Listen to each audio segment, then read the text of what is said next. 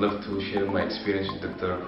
Arvin. Actually, I'm from Sudan, and I had a very difficult case because I had like a scar, if you can see. It's starting from here up to here. It's a scar, very big scar. I had accident in 2007. So I have seen a couple of doctors in Delhi, and I was not convinced by them. But once I met Dr. Arvin, from the first day I said, oh, he's the right doctor.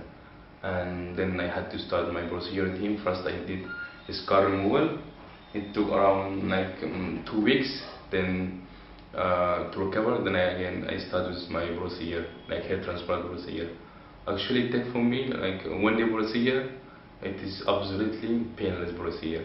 I'm really happy with the team here. They're very experienced and they're very smooth. The procedure goes so smooth, and the way they deal with the patient, I really appreciate it. What I can say, like in my experience here, actually my hair is like Afro hair. It's very curly and it's very difficult to do the procedure. Like you can take out and put. It's very difficult. So I think Dr. Arvin, he was the right doctor to do my procedure with him. I'm very happy. I recommend anybody, especially those who have curly hair. He's the right person for you, and please, he's the right person for you. Thank you.